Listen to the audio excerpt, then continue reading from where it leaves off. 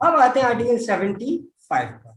Article 75 हमने 74 देखा, जो एक जस्ट प्रोविजन है, जनरल प्रोविजन है, जो ये बताता है कि एक काउंसिल ऑफ मिनिस्टर होगी। काउंसिल ऑफ मिनिस्टर को हेड कौन करेगा? पीएम। काउंसिल ऑफ मिनिस्टर का काम क्या होगा? Adding and advising the president, और उस एडवाइस के हिसाब से क्या होगा? प्रेसिडेंट अपने फंक्शंस एक्सरसाइज करेंगे। All right. अब कुछ other provision related to ministers हम देख लें, ठीक है। उनका अपॉइंटमेंट कैसा होगा, क्या क्या क्वालिफिकेशन होंगे, एक्सेट्रा एक्सेट्रा, ये सारी चीजें हम थोड़ा सा समझ लेते हैं मिनिस्टर्स के बारे में। तो आर्टिकल 75 का क्लॉज 1 कहता है the prime minister shall be appointed by the president. मैंने आपको प्रेसिडेंट पढ़ाते हुए एक थंब रूल बताया था पॉलिटी का, कि सारे के सारे जो हमारे बिग शॉट्स हैं,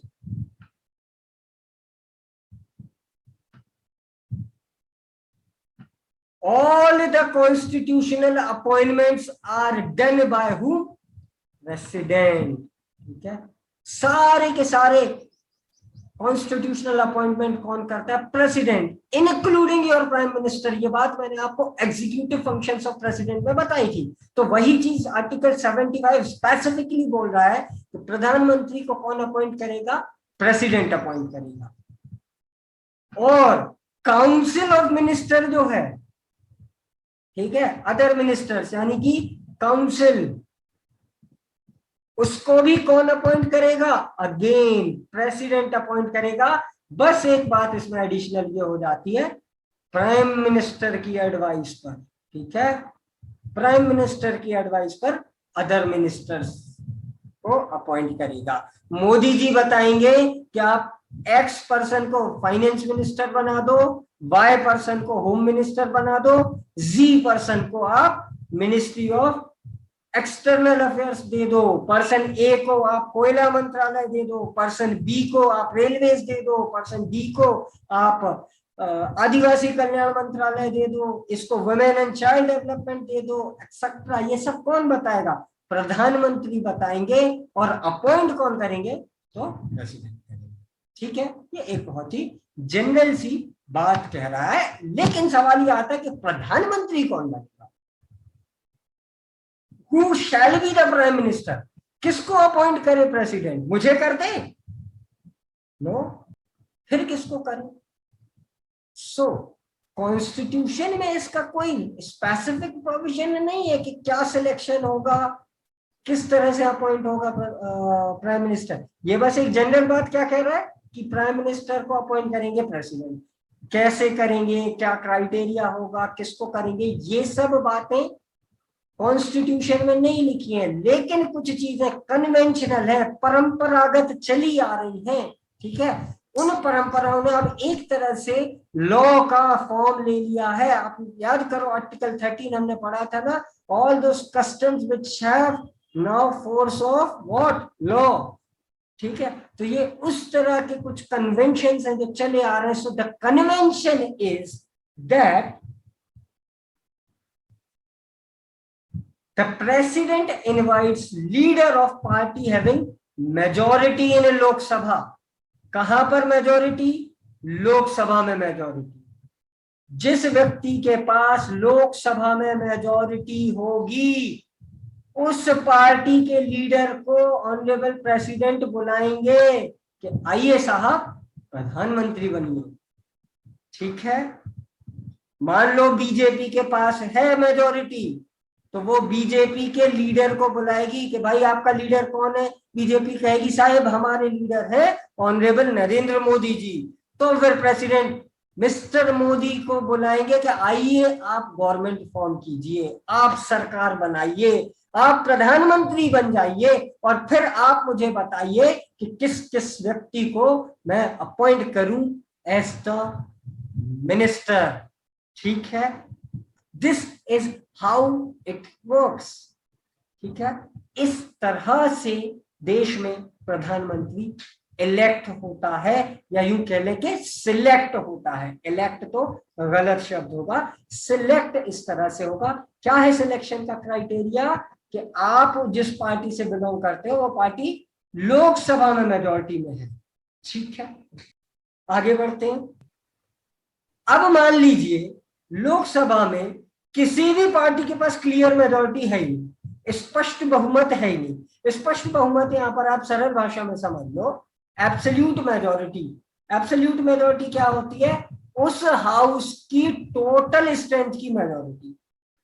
ठीक है, लोकसभा में टोटल सीट्स है 545, तो 545 प्लस 1 डिवाइडेड बाय 2, ठीक है, ये बनता है 273। तो लोकसभा में जिस पार्टी के पास 273 सीट्स होंगी वो कहलाएगी मेजॉरिटी वाली पार्टी। अब मान लो किसी भी पार्टी के पास 273 सीट्स आई ही नहीं, किसी के पास 10 है, किसी के 20 है, किसी के पास 50 है, किसी के पास 100 है, किसी के पास 150 है, तब क्या होगा? ऐसी कंडीशन में क्या हमारी कंट्री बिना प्राइम मिनिस्टर के चल सकती है? Answer is absolutely no. देश जो है वो ट्रेन है, वो बिना इंजन के नहीं चल सकता, और इंजन जो है वो बिना ड्राइवर के नहीं चल सकता। तो किसी भी कंडीशन में बिना प्राइम मिनिस्टर के ये कंट्री नहीं चल रही होती, एक दिन के लिए भी नहीं। ठीक है, ओके। अब क्या किया जाए? तो ऐसी कंडीशन में प्रेसिडेंट अपना पर्सनल डिस्क्रिशन यूज करते हैं, व्यक्तिगत विवेकाधिकार। विवेकाधिकार क्या होता है? विवेक क्या होता है भाई? ये मत कहना कि विवेक ओबेरॉय। विवेक का मतलब होता है सही और गलत के बीच में चुनने की जो क्षमता होती है, कॉन्शियस भी जिसे हम कहते हैं, कि भाई एक चीज है हमें दिख रही है, एक रास्ता ये जा रहा है, एक रास्ता ये जा रहा है, अब इन दोनों में से कौन सा रास्ता हमें चुनना है, उसको कहते हैं विवेक। ठीक है, ऐसे में राष्ट्रपति अपने विवेक का इस्तेमाल करेंगे, अपने best of knowledge, best of wisdom का इस्तेमाल करेंगे, और उनको जो भी लगेगा कि हाँ यार ये व्यक्ति बेस्ट हो सकता है, इसको बुलाना चाहिए गवर्नमेंट बना। इन जनरल जो सिंगल लार्जेस्ट पार्टी होती है, सिंगल लार्जेस्ट पार्टी का मतलब है कि मेजॉरिटी तो नहीं है उसके पास, लेकिन सबसे ज्यादा सीट उसी के पास है। ठीक है, तो उसको बुला लेता प्रधानमंत्री बनने के लिए। एक लंबा पीरियड हमारी कंट्री ने देखा, after Rajiv Gandhi and before mister Modi, कोई भी पार्टी मेजॉरिटी में आ ही नहीं पाती थी। एक इतना लंबा समय इस देश ने देखा। तो ऐसी कंडीशन में प्रधानमंत्री क्या करते थे? सिंगल लार्जेस्ट पार्टी जो होगी उसको बुला लेते थे कि आप आओ, पीएम बन जाओ, और इतने इतने टाइम में अपनी मेजॉरिटी प्रूफ कर दो। कैसे मेजॉरिटी प्रूफ करोगे? कोलिशन करके, गठबंधन बना के, दूसरी पार्टियों को आप अपने साथ ऐड करके नंबर 273 पर पहुंच जाओगे, जो मैजिकल फिगर है। एब्सोल्यूट मेजॉरिटी इन लोकसभा को आप ऑब्टेन कर लो। आपकी पार्टी को नहीं मिला, आप दूसरी पार्टी से हाथ मिला लो, उनके साथ ज्वाइन हो जाओ। ठीक है, इसको कहते हैं गठबंधन की सरकार, कोलिशन गवर्नमेंट। तो एक लंबा दौर चला हमारी कंट्री में कोलिशन पॉलिटिक्स का। ऑलराइट, तो ऐसी हंग असेंबली सिचुएशन में, ऐसी सिचुएशन में, हाँ ध्यान रखिएगा, वो सिचुएशन जिसमें कोई भी एक पार्टी मेजॉरिटी ऑब्टेन नहीं कर पाती, उसको कहते हैं हंग असेंबली। ठीक है, हंग असेंबली। तो हंग असेंबली लाइक सिचुएशन में राष्ट्रपति क्या करते हैं? पर्सनल डिस्क्रिशन का यूज करते हैं। ठीक है, बहुत बहुत जरूरी बात है ये। यदि इस कंट्री की पॉलिटिक्स को आपको समझना है, या इंडिया सिंस इंडिपेंडेंस वाला जो सब्जेक्ट है उसको समझने के लिए, ये एक बहुत इंपॉर्टेंट कॉन्सेप्ट है। प्रॉब्लम क्या जाती थी इसमें कि आपस में खींचतान चलती रहती थी। ठीक है, हम उनकी नहीं सुनेंगे, हम उनकी नहीं सुनेंगे। ठीक है, सब एक दूसरे से आपसी अंतर विरोधों में लगे रहते थे, तो जिससे काफी प्रॉब्लम्स गई हैं, जो सारी आप इंडिया सिंस इंडिपेंडेंस जब भी पढ़ोगे वो आपको पढ़ने में आएंगी कि एक कह रहा है आम तो दूसरा कह रहा है अंगूर। अब साला डिसीजन ही नहीं हो पा रहा है कि आम खाना है कि अंगूर खाना है, और आम और अंगूर पे विवाद चल ही रहा था कि एक तीसरा आकर बोल देगा नहीं तरबूज चाहिए। ये स्थिति बनती थी कोलिशन गवर्नमेंट, ठीक है, वो सब आप वहां पर देखेंगे। Alright, so this was article 75 का क्लॉज नंबर 1। क्लॉज 1 में सिर्फ इतनी सी बात कह रहा था कि प्रधानमंत्री को कौन अपॉइंट करता है, प्रेसिडेंट, और अन्य मिनिस्टर्स को भी कौन अपॉइंट करता है, प्रेसिडेंट। लेकिन जो दूसरे मिनिस्टर्स हैं वो पीएम की एडवाइस पर अपॉइंट है। ऑल राइट, आगे बढ़ते हैं। 91st कॉन्स्टिट्यूशनल अमेंडमेंट 2003 ने एक प्रोविजन ऐड किया था which was article 75(1)(a). 75(1)(a) में एक सीलिंग लगाई थी, या सीलिंग नहीं लगाई थी, एक्चुअली एक्सटेंड कर दी थी एक मैक्सिमम लिमिट कि कितनी होनी चाहिए, कितने लोग मिनिस्टर्स हो सकते हैं। ठीक है, ऐसा रेवड़ी जैसा तो नहीं बांट दे रहे हो आप मंत्रालय, खेल मंत्रालय अलग, कूद मंत्रालय अलग, या फिर मिनिस्ट्री ऑफ फॉरेस्ट की जगह ये बबूल के मंत्री, ये पीपल के मंत्री, ये बरगद के मंत्री, ऐसा तो नहीं बांट दे रहे हो, है ना। मजाक चल रहा हो लॉलीपॉप टाइप, सबको मंत्री बना दो, जितने आपकी पार्टी के सांसद हैं सबको मंत्रालय दे दो। टेक्सटाइल मिनिस्ट्री नहीं है, ये टेरिकॉट मिनिस्टर है, ये कॉटन मिनिस्टर है, ये रेशम के मिनिस्टर है, ऐसा तो नहीं बांट दे रहा हो जबरदस्ती लोगों को खुश करने। तो मिनिस्ट्री जो है वो मैक्सिमम कितनी हो सकती है, total members of council of minister shall not, इससे ज्यादा नहीं होनी चाहिए, किससे ज्यादा, 15% of total strength of Lok Sabha. Lok Sabha की जो टोटल स्ट्रेंथ है, लोकसभा का जो टोटल नंबर है उसके 15% से ज्यादा नहीं होना चाहिए। कितना है टोटल नंबर, 545, तो ठीक है 545, इस 545 का 15% आप निकाल लेना, उससे ज्यादा नहीं हो सकते मिनिस्टर, ठीक है। 81 से ज्यादा मिनिस्टर्स नहीं हो सकते इंक्लूडिंग प्राइम मिनिस्टर, उसमें प्राइम मिनिस्टर इंक्लूडेड रहेगा, मतलब वो 81 में से एक तो प्राइम मिनिस्टर रहेगा, तो अब बचे कितने, 80। मैक्सिमम आप 80 लोगों को मंत्री बना सकते हो। कितने टाइप के मंत्री हमने देख लिए, 3 टाइप, या इवन 4 टाइप के, वो चारों इंक्लूड कर लो तो भी 80 से ज्यादा नहीं होने चाहिए। ये एक छोटा सा सीलिंग लगा रहा है। प्रिलिमिनरी में 3 क्वेश्चन यहां से बनते हैं। पहला क्वेश्चन है कौन सा आर्टिकल है, तो वो है 75(1)(a). दूसरा क्वेश्चन है किस अमेंडमेंट में ये इसको 15% किया गया, वो था 91st अमेंडमेंट 2003। कितनी है लिमिट, 15%। पहले एक्चुअली 91st अमेंडमेंट के पहले ये लिमिट थी 10%, ठीक है, मतलब मैक्सिमम 55 मंत्री हो सकते थे। अब उसको 15% कर दिया, 10 से बढ़ाकर 15 कर दिया था 2003 में, तो अब कितने हो सकते हैं, 81 एज आयुष टोल्ड, ठीक है, ये मैक्सिमम लिमिट है। ऑल राइट, देन एक और इंपॉर्टेंट अमेंडमेंट हम पढ़ते हैं आर्टिकल 75 में जो हुआ वो था आर्टिकल 1B। 52वां संविधान संशोधन था जो 1985 में आया था, जैसा मैंने आपको बताया ऑनरेबल राजीव गांधी उस समय पर प्रधानमंत्री थे। 10th शेड्यूल उनने ऐड किया कॉन्स्टिट्यूशन में, जो प्रोवाइड करता था disqualification on ground of anti defection. Anti defection क्या है, सरल भाषा में समझे, दल बदल। दल बदल, दल बदल का मतलब होता है कि आप एक पार्टी से इलेक्ट होकर आए लेकिन आपने दूसरी पार्टी ज्वाइन कर ली। अब सीन क्या था कि पहले कोई डिस्क्वालिफिकेशन नहीं था, क्योंकि इलेक्ट तो मेंबर हुआ है। सागर लोकसभा से जो मेंबर इलेक्ट होकर पहुंचे वो वरुण प्रधान है। अब वो फूल से पहुंचे, पंजे से पहुंचे, हाथी से पहुंचे, साइकिल से पहुंचे, फर्क नहीं पड़ता। सो आई कुड चेंज पार्टीज, ठीक है। स्थिति तो ये हुई, एक समय पर एक सज्जन थे, उनने 3 दिन में 4 बार पार्टी बदल ली। आश्चर्यजनक लग रहा है आपको ये सुनकर, 3 दिन में 4 बार पार्टी बदली। कैसे?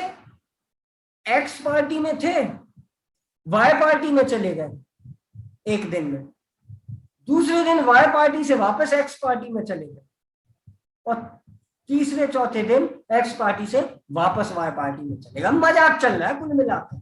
तो वहां पर ना एक मुहावरा जैसा आया, या तंज जिसको कहते हैं, व्यंग जिसको कहते हैं, वो था आया राम गया राम। देख रहा है आपको अपने स्क्रीन पर लिखा हुआ, आया राम गया राम। राम कब आ रहे हैं कब जा रहे हैं किसी को कोई पता नहीं। आज राम बीजेपी में है, कल राम कांग्रेस में चले गए, ठीक है, परसों राम वापस बीजेपी में आ गए, तरसों राम जो है किसी और पार्टी में चले गए।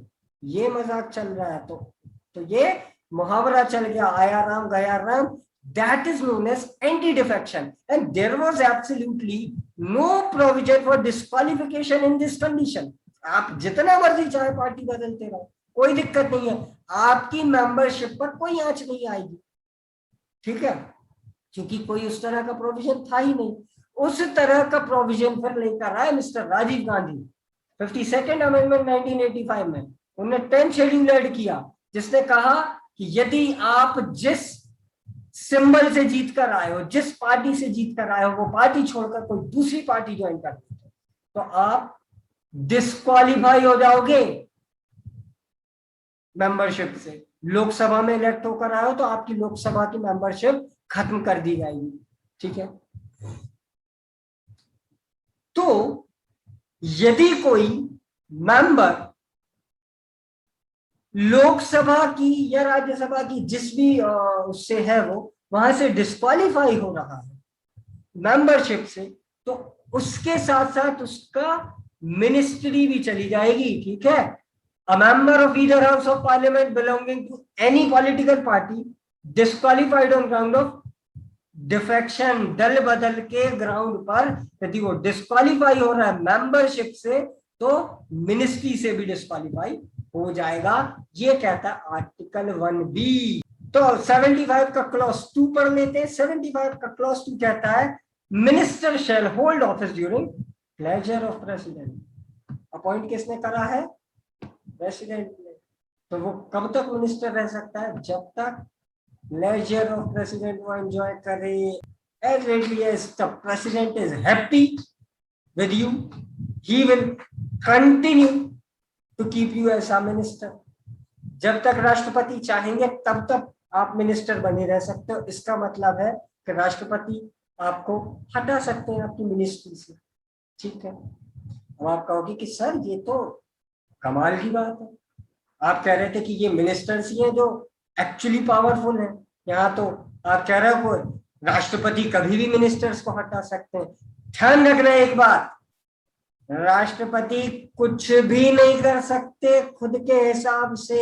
मतलब हालत ये है कि उनको हर एक चीज के लिए पूछना पड़ेगा। हर एक चीज के लिए से मेरा मतलब है when it comes to his official capacity, ठीक है। तो किसी मिनिस्टर को यदि हटाना है तो ये बात उनको कौन बता रहा होगा? प्राइम मिनिस्टर, ठीक है। प्राइम मिनिस्टर कहेगा कि साहब अब ये वाला आदमी जो है हमको मिनिस्टर नहीं चाहिए, आप इसको हटा दो। तो that is pleasure of president. तो प्रेसिडेंट कहेंगे ठीक है हटा देते हैं। आपने कहा है, मोदी जी ने कहा है, हम हटा देते हैं। क्यों? मोदी जी देश के प्रधानमंत्री है, उन्हीं की एडवाइस पर पूरी काउंसिल अपॉइंट हो रही है ना, क्लॉज 1 में हमने पढ़ा। तो उन्हीं की एडवाइस पर किसी को काउंसिल से आप हटा भी सकते हैं। That is pleasure of president. कुल मिलाकर अपॉइंट यदि प्रेसिडेंट कर रहे हैं तो हटाएंगे भी प्रेसिडेंट, ठीक है। ये एक बेकार सी बात है, ठीक है। आगे बढ़ते हैं। 75 का क्लॉज 3 कहता है the council of minister shall be collectively responsible. यहां पर सबसे ध्यान देने वाला टर्म है कलेक्टिवली। समझेंगे इसको कि क्या है collectively. The Council of Ministers shall collectively responsible to the Lok Sabha. किसके लिए रिस्पॉन्सिबल होगा? Lok Sabha, house of people. क्यों लोकसभा? क्योंकि भारत के सारे नागरिक डायरेक्ट इलेक्शन से कहाँ के रिप्रेजेंटेटिव चुनते हैं? लोकसभा के। राज्यसभा में हम डायरेक्टली नहीं चुनते हैं, है ना, इसीलिए ये इंपॉर्टेंट चैम्बर है। दूसरी बात, हमने प्रीवियस आर्टिकल्स में ये भी देखा, किस आदमी को प्रधानमंत्री बनाया जाएगा? ऐसा व्यक्ति जिसके पास लोकसभा में मेजॉरिटी होगी, ठीक है। So the council of minister including prime minister shall be responsible to what? Lok Sabha. एक बात हो गई। किसके लिए रिस्पॉन्सिबल है काउंसिल ऑफ मिनिस्टर? लोकसभा के लिए। यहां पर एक दूसरा टर्म लिखा है कलेक्टिवली रिस्पॉन्सिबल। कलेक्टिवली मतलब एक साथ, in a group. Council of minister एक ग्रुप है, वो पूरा का पूरा ग्रुप रिस्पॉन्सिबल है लोकसभा के लिए, ना कि एक सिंगल मिनिस्टर। इसका मतलब ये है no confidence motion for a single minister. एक सिंगल मिनिस्टर के अगेंस्ट लो कॉन्फिडेंस मोशन नहीं आ सकता। यानी कि यदि एक मिनिस्टर ने गड़बड़ करी तो वो पूरे काउंसिल ऑफ मिनिस्टर की गड़बड़ मानी जाएगी। ऐसा नहीं होगा कि एक्स मिनिस्टर ने गड़बड़ किया तो सिर्फ उसको हटा दो, नहीं। लो कॉन्फिडेंस मोशन या नो कॉन्फिडेंस मोशन जो आता है वो पूरे के पूरे काउंसिल के अगेंस्ट आता है। Once the council lost its confidence the government is collapsed, सरकार गिर जाती है। ठीक है, अक्सर सुना होगा ये टर्म, फलाना की सरकार गिर गई, ढिमकाना की सरकार गिर गई। तो जरूरी थोड़ी है कि पूरी सरकार गड़बड़ कर रही होगी। एक मिनिस्टर ने भी गड़बड़ की है तो वो सबकी गड़बड़ मानी जाएगी। ठीक है, सिंगल मिनिस्टर के अगेंस्ट नहीं होगा। इसलिए कहा जाता है they sail and sink together, एक साथ तैरते हैं सारे के सारे और एक साथ डूबते हैं। एक ने गड़बड़ किया तो सब डूबेंगे, हम तो मरेंगे सनम, तुम्हें भी ले डूबेंगे। ठीक है, तो एक मिनिस्टर ने भी लूज किया कॉन्फिडेंस इन द हाउस तो पूरी की पूरी काउंसिल रिजाइन करेगी, पूरी की पूरी सरकार गिर जाएगी। ठीक है, ध्यान देने वाली बात यह है कि काउंसिल ऑफ मिनिस्टर जरूरी नहीं है कि लोकसभा के ही मेंबर्स से बने। काउंसिल ऑफ मिनिस्टर में किसी भी एक हाउस में होना आपको जरूरी है। आप लोकसभा के भी मेंबर हो सकते हो या चाहे तो राज्यसभा के भी मेंबर हो सकते हो, लेकिन आप तब ही मिनिस्टर बन सकते हो जब आपकी पार्टी लोकसभा में मेजॉरिटी में है। यह हमने प्रीवियस प्रोविजंस में देखा था। ठीक है, so coming back to Shreyas question, उसका सवाल ये है कि यदि एक पार्टी मेजॉरिटी में है तब तो उसी के मेंबर सारे काउंसिल ऑफ मिनिस्टर में होंगे। हो सकता है दूसरी पार्टी में और अच्छे और एलिजिबल मेंबर्स हो। So my answer is that, ध्यान से पढ़ो, हमने क्या पढ़ा था पहले। तो क्या जरूरी है कि आपकी पार्टी जो है वो लोकसभा में मेजॉरिटी में हो, एक बात। दूसरी बात ये, प्रधानमंत्री एडवाइस करेंगे कि सो एंड सो पर्सन को आप मिनिस्टर बना दो। अब ये प्रधानमंत्री का डिस्क्रिप्शन होता है, वो चाहे तो वो किसी दूसरी पार्टी के मेंबर को भी काउंसिल ऑफ मिनिस्टर बनवा सकता है, क्योंकि यहाँ ये बिल्कुल नहीं लिखा है, कहीं नहीं लिखा है कि जो पार्टी ऑपोजिशन में उसका मिनिस्टर नहीं हो सकता। हुआ भी है पहले, नेहरू जी की कैबिनेट में उनके बहुत सारे विरोधी मिनिस्टर थे, बट वो सारा का सारा किसका राइट है? वो प्रधानमंत्री का राइट है। It is the power of prime minister. देखो आप 75 को ध्यान से पढ़ो, क्या लिख रखा है? Other minister shall be appointed by president on advice of prime minister. ठीक है, प्राइम मिनिस्टर जिसको एडवाइस करेंगे प्रेसिडेंट उसको मिनिस्टर अपॉइंट कर देगा। अब यदि प्रधानमंत्री जी चाहते हैं दूसरी पार्टी का कोई मिनिस्टर बन जाए, बन सकता है, that is absolutely fine, that is absolutely allowed. सवाल ये आता है क्या प्रधानमंत्री चाहेंगे कि उनका होता है? इन जनरल नहीं होता भाई, नहीं करते हैं ऐसा आमतौर पर लोग। वो उन्हीं को प्रधानमंत्री अपनी काउंसिल में लेते हैं तो उनके लोग, है ना। जो उनके पसंदीदा लोग हैं। कल हमने एक टर्म पढ़ा था ना, favoured fuse of prime ministers, यानी कि जिनको प्रधानमंत्री फेवर कर रहे होंगे वो उन्हीं को अपनी काउंसिल में लेंगे। ठीक है, अब आपका कहना है कि ये तो गलत बात है। बिल्कुल है, लेकिन यहां पर पावर किसको दे रखी है? प्रधानमंत्री को। ठीक है, और आपको कल मैंने एक चीज बताई थी कि एक बहुत लंबा पीरियड ऐसा हमारी कंट्री ने देखा जिसमें कोई एक सिंगल पार्टी मेजोरिटी एंजॉय नहीं कर रही थी लोकसभा में। Post Rajiv Gandhi era and before mister Modi era नहीं हो रहा था। एक बहुत लंबा टाइम रहा जिसमें कोएलिशन गवर्नमेंट्स बनती थी, गठबंधन की सरकारें, यानी कि 3 4 5 पार्टियां आपस में मिलकर वो फिगर ऑब्टेन करने की कोशिश करती थी कि भाई हमको 200 सीट मिली है, अभी कितनी कम रह रही है? 73। 50 तुम्हारे पास है तो तुम आ जाओ, ये कोएलिशन ज्वाइन कर लो। 10 तुम्हारे पास है, तुम भी आ जाओ। 15 तुम्हारे पास है, तो अब ये सब मिलाकर 275 हो गया। हम वो मैजिकल फिगर ऑफ 273 क्रॉस कर गए, अब हम गवर्नमेंट बना लेंगे। तो देखिए आप, दूसरी पार्टी के लोगों को इंक्लूड किया जा रहा है ना, एक सिंगल पार्टी तो आ ही नहीं रही है। तो it is allowed to include other parties into your government, that is absolutely allowed, उसको रोका नहीं है कॉन्स्टिट्यूशन ने, लेकिन ये होता नहीं है अक्सर। ठीक है, ये होता नहीं है। क्यों नहीं होता है? क्योंकि किसकी एडवाइस पर? प्रधानमंत्री की एडवाइस पर प्रेसिडेंट अपॉइंट करते हैं, और प्रधानमंत्री जो भी बने हैं वो नहीं देते हैं एडवाइस कि किसी विरोधी को आप ले लो। यूजुअली ये नहीं होता।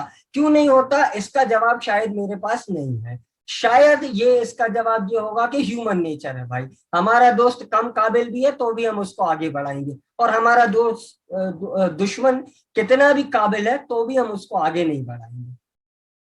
That is the answer for this. Fourth point बिल्कुल सिंपल है। काउंसिल ऑफ मिनिस्टर को ऑनरेबल प्रेसिडेंट शपथ दिलाते हैं, ओथ या एफर्मेशन दिलाते हैं। किस चीज की? सीक्रेसी की। सीक्रेसी, गोपनीयता, कि आप अपना ऑफिस होल्ड करते हुए गोपनीयता बरकरार रखोगे, सीक्रेसी बरकरार रखोगे। ठीक है, ऐसा नहीं है कि अपने टास्क को आप ऐसे ही पब्लिक डोमेन में ले आ रहे हो, ऐसा नहीं है। ये ओथ कहां पर दी होती है? शेड्यूल 3 में। इस शेड्यूल को आप याद रखेंगे बहुत अच्छे से। फाइन, नंबर 5 आ जाते हैं। 5 में वो बात है जो थोड़ी देर पहले मैंने आपको बताई है। Member of parliament either Lok Sabha और Rajya Sabha could be appointed as minister, यानी कि मिनिस्टर आपको बनना है तो या तो लोकसभा या तो राज्यसभा, दो में से किसी एक हाउस का मेंबर होना बहुत जरूरी है। बिना उसके आप मिनिस्टर नहीं बन सकते हो। You can be a minister only if you are a member of parliament. ठीक है, लेकिन एक छोटा सा रिलैक्सेशन यहां पर दे रखा है कि a person who is not member of either house of parliament can also be appointed as minister. Appoint किया जा सकता है, आप अपॉइंट हो जाओगे, आप नियुक्त हो जाओगे एज अ मिनिस्टर, लेकिन आप मैक्सिमम 6 मंथ के लिए रहोगे। ये 6 महीने का पीरियड क्यों दिया हुआ है? इस 6 महीने के भीतर आपको किसी ना किसी हाउस में इलेक्ट होकर आना पड़ेगा, लोकसभा या राज्यसभा में। इस 6 मंथ के अंदर आपको इलेक्ट होकर आना पड़ेगा। ठीक है, लोकसभा या राज्यसभा में इलेक्ट होकर आना पड़ेगा 6 महीने के भीतर। और यदि आप नहीं इलेक्ट होते विद इन 6 मंथ तो you cease to be a minister. ठीक है, आपकी मिनिस्ट्री चली जाएगी। फाइन, आप फिर मिनिस्टर नहीं रह सकते। मतलब कि यदि आप मेंबर नहीं हो लोकसभा या राज्यसभा के तो आप मिनिस्टर तो अपॉइंट हो सकते हो मैक्सिमम 6 महीने के लिए। इस 6 महीने के भीतर आपको किसी ना किसी हाउस में इलेक्ट होकर आना पड़ेगा। जो आप नहीं आते हो तो आपकी मिनिस्ट्री चली जाएगी। ओके, देखिए यहां पर एक और छोटी सी बात मैं आपको बता दूं, स्टार मार्क करके मैंने लिखी हुई है, वो ये है A minister who is member of one house of parliament has right to speak and take part in the proceeding of other house also. यानी कि मान लो एक मिनिस्टर है जो कहाँ का मेंबर है, लोकसभा का, but since he is minister he can attend sessions of Rajya Sabha as well, या वाइस वर्सा, एक मिनिस्टर जो राज्यसभा का मेंबर है, ठीक है, वो लोकसभा में भी बोल सकता है, he can speak and take part in the proceeding of other house also, ठीक है, लेकिन वो दूसरे हाउस में क्या नहीं कर सकता, वोट नहीं कर सकता। यदि आप लोकसभा के मेंबर हो तो आप सिर्फ लोकसभा में वोट करोगे, यदि आप राज्यसभा के मेंबर हो तो राज्यसभा में वोट करोगे।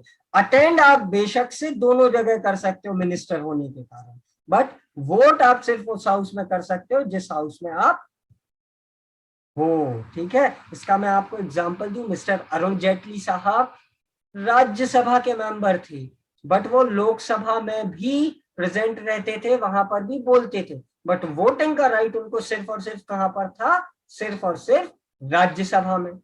या एक और एग्जांपल दूं, doctor Manmohan Singh ji served as prime minister of our country for 10 years, he was member of Rajya Sabha, so since he is prime minister he had right to speak in both Lok Sabha and Rajya Sabha, ठीक है, वो proceeding में part ले सकते थे, लोकसभा की भी और राज्यसभा की भी, लेकिन वो वोट सिर्फ कहां कर सकते थे, राज्यसभा में, क्योंकि वो लोकसभा के मेंबर नहीं थे, ठीक है। और आखिरी बात जो काउंसिल ऑफ मिनिस्टर को लेकर हमें पढ़नी है वो है सैलरी एंड अलाउंसेस को लेकर। इनकी सैलरी कौन फिक्स करता है, पार्लियामेंट फिक्स करता है, और ये सैलरी कहाँ स्पेसिफाइड होती है, सेकंड शेड्यूल में, ठीक है। तो काउंसिल ऑफ मिनिस्टर्स की सैलरी एंड अलाउंसेस कहां पर दिए होंगे, सेकंड शेड्यूल में। कौन फिक्स करेगा, time to time parliament fix करेगा। Are we clear? मंत्री जो है यदि ट्रेन है तो वो ना तो बिना इंजन के चल सकती है और ना ही बिना ड्राइवर एंड सपोर्टिंग स्टाफ के चल सकती है, ठीक है, इसीलिए ये सारे प्रोविजन है। और इंजन यदि खराब हो जाए फॉर सम रीजन तो एक एक्स्ट्रा इंजन हमने रख रखा है अपने स्टेट को चलाने के लिए, that is the vice president. What is the problem with that? इतना सिंपल तो है, होना ही चाहिए भाई, इनके बिना नहीं होगा।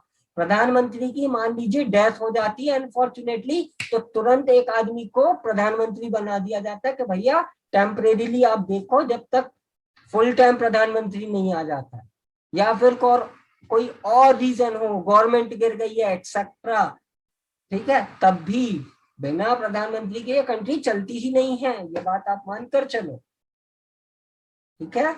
इंदिरा जी की जब डेथ हुई थी तो वो प्रधानमंत्री थी, क्या हुआ, आनन फानन मिस्टर राजीव गांधी जी को प्रधानमंत्री की शपथ दिलाई गई कि भैया प्रधानमंत्री के बिना तो ये देश ही नहीं चल सकता, आप शपथ लो, ठीक है। इसीलिए भी एक तरह से ये टाइम दे रखा है 6 महीने वाला,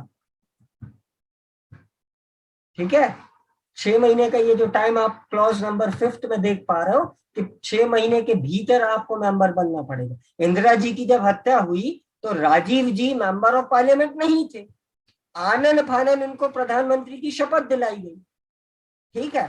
तो 6 महीने का टाइम मिस्टर राजीव गांधी को दिया गया था कि आप 6 महीने के भीतर किसी ना किसी हाउस ऑफ पार्लियामेंट में इलेक्ट होकर आ जाओ। आप अभी टेम्परेरीली प्रधानमंत्री बना दिए गए हो 6 महीने के लिए, आप परमानेंट प्रधानमंत्री तभी बने रह सकते हो जब आप इलेक्ट होकर आओगे, ऑल राइट। तो बिना प्राइम मिनिस्टर के तो ये कंट्री फंक्शन ही नहीं कर सकती, चलेगी ही नहीं। अच्छा, जब मैं आपको हिस्ट्री वगैरह पढ़ा रहा था आपको याद होगा पंडित जवाहरलाल नेहरू की डेथ के बाद क्या हुआ था, Gulzarilal Nanda acting prime minister वो बने थे कुछ टाइम के लिए, जब तक, है ना, ठीक है। अच्छा, इसके बाद फिर प्रधानमंत्री कौन बने थे, लाल बहादुर शास्त्री जी, है ना, 65 में उनकी भी डेथ हो जाती है ताशकंद में। फिर क्या हुआ था, गुलजारीलाल नंदा अगेन प्रधानमंत्री बनाए गए, एक्टिंग प्राइम मिनिस्टर, है ना, 2 बार वो एक्टिंग प्रधानमंत्री बने। फिर यस क्या होता है, सर। फिर इंदिरा जी आती हैं, प्रधानमंत्री बनती हैं, है ना, फुल फ्लेजेड। 1984 में इंदिरा जी की हत्या हो जाती है, फिर राजीव जी को आनंद फानन प्रधानमंत्री बनाया जाता है। ठीक है, so this is a real example, या ये पूरी एक रियल क्रोनोलॉजी है जो ये बता रही है कि प्रधानमंत्री के बिना देश नहीं चल सकता है, प्रधानमंत्री तो होगा। ठीक है, अच्छा, एक और मैं आपको कंडीशन बता देता हूं। सपोज कोई गवर्नमेंट गिर जाती है, लूज कॉन्फिडेंस हो जाता है, कॉन्फिडेंस लूज कर जाती है राज्यसभा लोकसभा में। ठीक है, तो गवर्नमेंट गिर जाएगी, सरकार गिर जाएगी, है ना। सरकार गिर गई मतलब कोई काउंसिल ऑफ मिनिस्टर नहीं है, कोई प्रधानमंत्री नहीं है, तब क्या होगा। ऐसी कंडीशन में भी कंट्री में कुछ टाइम के लिए प्रधानमंत्री होते हैं। ठीक है, कि उसको कहते हैं केयर टेकर गवर्नमेंट। इस टर्म को आप लोग नोट कर लो कहीं पर, care taker government. Care taker government जो होती है वो फॉर अ टाइमिंग होती है, जब तक, अब मान लीजिए एक गवर्नमेंट गिर गई तो दूसरी गवर्नमेंट बनने में कितना टाइम लगेगा, उतना जितना इलेक्शन प्रोसेस में लगेगा, फिर से इलेक्शन होगा, कोई पार्टी जीत कर आएगी, जो पार्टी जीत कर आएगी लोकसभा में मेजोरिटी लेकर आएगी, वो गवर्नमेंट बनाएगी। इन दोनों के बीच में क्या होगा, कैसे देश चलेगा, उसके लिए राष्ट्रपति महोदय केयर टेकर गवर्नमेंट अपॉइंट कर देते हैं थोड़े टाइम के लिए, कि टेम्परेरीली जब तक इलेक्शन नहीं हो जाते तब तक आप केयर टेकर गवर्नमेंट चलाओ, जो बहुत इंपॉर्टेंट इश्यूज हैं, ध्यान देना इस बात पर, बहुत ज्यादा इंपॉर्टेंट इश्यूज हैं जिनके बिना ये कंट्री चल ही नहीं सकती है। आप सिर्फ और सिर्फ उन पर डिसीजन लोगे, सारी की सारी कंट्री नहीं चलाओगे आप। ठीक है, जो कुछ बहुत इसेंशियल चीजें हैं, बहुत नेसेसरी चीजें हैं देश को चलाने के लिए, सिर्फ और सिर्फ उन इश्यूज पर आप डिसीजन लोगे, उस गवर्नमेंट को कहते हैं care taker government. Is that clear. मैं इसका आपको एक रियल एग्जांपल दे सकता हूं। ड्यूरिंग 98-99 के आसपास अटल बिहारी वाजपेयी जी ने गवर्नमेंट बनाई, वो गवर्नमेंट गिर गई थी। ठीक है, उस समय पर कंट्री के हालात ऐसे थे कि कुछ बहुत ही इमीडिएट डिसीजन लेने पड़ते। ठीक है, we were in the state of war with Pakistan, Kargil का वॉर चल रहा था। तब उस समय जो राष्ट्रपति थे उनने अटल जी एंड कंपनी को कहा कि आप केयर टेकर गवर्नमेंट बना लो, अभी फिलहाल में ये जो जरूरी मुद्दे हैं, अभी we are in to state of war with Pakistan, या यू कह लें प्रॉक्सी वॉर जैसा चल रहा था हमारा। ठीक है, तो अभी जरूरी है ना, कोई तो डिसीजन लेगा कि भाई हम क्या करें, कैसे इस इशू से डील करें। It is eminently important issue, तो आप अभी केयर टेकर गवर्नमेंट बना लो और इसको थोड़ा देख लो, इलेक्शन जब होगा हो जाएगा, गवर्नमेंट बन जाएगी, फिलहाल आप केयर टेकर गवर्नमेंट बना लो।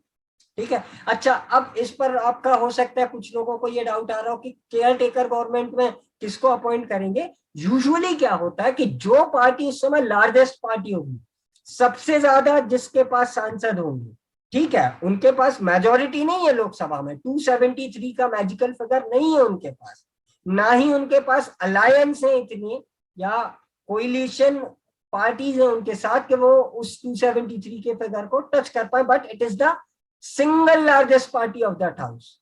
लोकसभा में उनके पास मेजोरिटी भले नहीं है, लेकिन लोकसभा में सबसे ज्यादा मेंबर्स उन्हीं के, तो उस पार्टी के लोगों को care taker government usually president appoint कर देता। बट अगेन ये कोई थंब रूल नहीं है, यहां पर भी प्रेसिडेंट डिस्क्रिशनरी पावर एक्सरसाइज कर सकता है, वो प्रेसिडेंट का विवेकाधिकार है, सही और गलत में निर्णय लेने की क्षमता है कि वो किन को केयर टेकर बना है।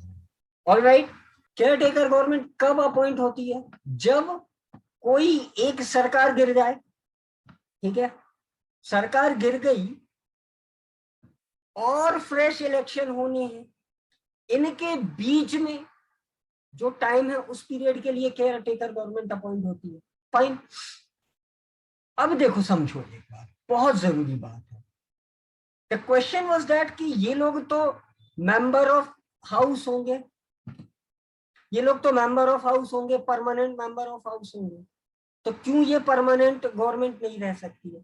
They can not be the permanent council of minister because they are not enjoying majority in Lok Sabha. तभी तो गवर्नमेंट गिरी है, सरकार गिरी ही इसलिए है क्योंकि लोकसभा में आपकी पार्टी या आपके अलायंस के पास मेजोरिटी नहीं है। इसीलिए तो प्रेसिडेंट साहब ने बोला है कि अब फिर से इलेक्शन कराएंगे, फिर से कोशिश करेंगे कि कोई एक पर्टिकुलर पार्टी लोकसभा में मेजोरिटी ऑब्टेन कर ले। मैंने यही कहा ना कि इलेक्शन और गवर्नमेंट गिरने के बीच में केयर टेकर गवर्नमेंट अपॉइंट होती है। तब होता है जब प्रेसिडेंट लोकसभा को डिसॉल्व करते हैं। मैं जब आपको प्रेसिडेंट पढ़ा रहा था तब मैंने आपको लेजिस्लेटिव पावर्स में ये बात बताई थी, it is the president who dissolve Lok Sabha. Lok Sabha का डिसॉल्व होना मतलब कि अब फ्रेश इलेक्शन होंगे लोकसभा के। ये कब कब हो सकता है डिसोल्यूशन ऑफ लोकसभा? एक तो होता है 5 साल जब कंप्लीट हो जाए किसी गवर्नमेंट के, ये बात भी मैंने बताई थी कि 5 साल बाद जब कंप्लीट हो गया टेन्योर तो प्रेसिडेंट लोकसभा को डिसॉल्व करेंगे, लोकसभा को भंग करेंगे और अनाउंस करेंगे कि अगली लोकसभा के लिए फिर से इलेक्शन होगा। एक कंडीशन है, ये तो जनरल कंडीशन है कि टाइम पूरा हो गया, ठीक है। जैसे मिस्टर मोदी की गवर्नमेंट 2014 से 2019 पूरे 5 साल चली, पीरियड खत्म हुआ तो प्रेसिडेंट साहब ने लोकसभा डिसॉल्व करी, फ्रेश इलेक्शन अनाउंस कर दी। ये एक जनरल कंडीशन है। दूसरी कंडीशन है कौन सी? जब सरकार गिर जाए। सरकार कब गिरती है? जब उस पर्टिकुलर पार्टी के पास लोकसभा में मेजोरिटी नहीं है। लोकसभा में मेजोरिटी नहीं है उसके पास, तो कोशिश की जाएगी क्या कोई और है जो लोकसभा में मेजोरिटी क्लेम कर सकता है।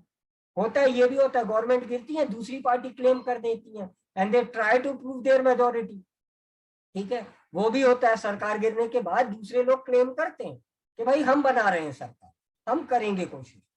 बट जरूरी क्या है? जो भी गवर्नमेंट बनाएगा उसके लिए कितना नंबर जरूरी है? The magical figure of 273, the absolute majority in Lok Sabha. Lok Sabha की total strength plus 1 divided by 2, total strength होती है 545 प्लस 1 डिवाइडेड बाय 2, तो वो फिगर बनता है 273। तो 273 सांसद यदि आपके पास है तब आप गवर्नमेंट में रह सकते हो, वरना नहीं रह सकते, ठीक है। तो दूसरी पार्टी को भी चांस दिया जाएगा कि क्या आपके पास है 273। अब मान लो बिल्कुल कोई पार्टी ऑब्टेन ही नहीं कर पा रही है वो नंबर, तो प्रेसिडेंट कहेंगे कि let us dissolve this Lok Sabha. नहीं है किसी के बस की, कोई पार्टी 273 ला ही नहीं पा रही है, तो वो डिसॉल्व कर देंगे, ठीक है। तो जब प्रेसिडेंट डिसॉल्व कर देंगे तो इलेक्शन अनाउंस हो जाएंगे कि अब भैया फिर से इलेक्शन होंगे। तो ये जो बीच का पीरियड है गवर्नमेंट गिरने से लेकर इलेक्शन होने तक का, उसमें केयर टेकर गवर्नमेंट काम करती है, ठीक है। Fine, now it is clear or not? Fantastic. So here we completed the council of minister,